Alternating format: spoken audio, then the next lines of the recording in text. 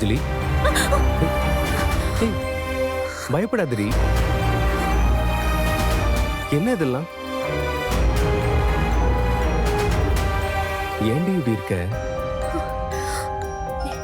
என்னால முடியல அஜய். அவன் எப்படி இருப்பான்னு நானா கற்பனை பண்ணி வரையலான்னு ட்ரை பண்றேன்.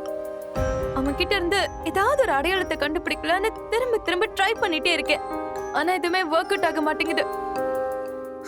அவன் முகம் என் மைண்ட்ல வர மாட்டேங்குது அஜய். அஞ்சலி, ஏன் அஞ்சலி உன்னை நீயே ஸ்ட்ரெயின் பண்ணிக்கிற? நான் இதெல்லாம் உன்னை பண்ண சொன்னா? இல்ல அஜய், என்னை இப்படி ஒரு நிலைமைக்கு ஆளாக்கிட்டு அவன் எங்கேயோ சந்தோஷமா இருக்கான்ல, நிம்மதியா வாழ்ந்துட்டு இருப்பான்ல.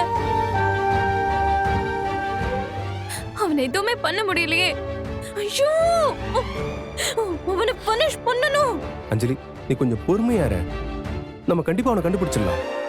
பயப்படாத அஞ்சலி.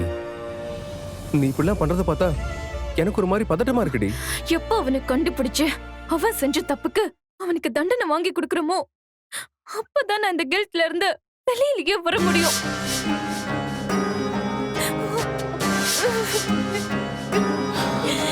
சரி சரி சரி, கொஞ்சம் பொறுமையா யோசிச்சு பாரு. கண்டிப்பா அவனை பத்தி ஏதாவது ஒரு அடையாளம் கிடைக்கும். நம்மளும் வேற வேற ஆங்கிள் அவனை கண்டுபிடிக்க ட்ரை பண்ணலாம். ப்ளீஸ் அஞ்சலி, தைரியமா இரு. அஞ்சலி, நான் தான் கூடவே இருக்கேன்ல, நான் உன்னை பாத்துக்கிறேன்டி. இங்க பாரு, கண்டிப்பா நான் அவனை சும்மாவே விட மாட்டேன். ஆமா அஜய், அவனை கண்டுபிடிச்சு ஆகணும். சும்மாவே விடக்கூடாது. அவனை கொல்லணும். அவன மாதிரி சைக்கோவல தூக்கில போடணும். தூக்கில போடணும். தூக்கில போடணும். அஞ்சலி, சரி சரி அஞ்சலி. அஞ்சலி, அழாத அழாத அஞ்சலி, ப்ளீஸ்.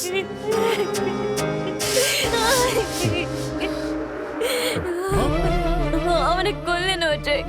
அவனால விடக்கூடாது. தூக்கில போடணும் அவனை. சரி.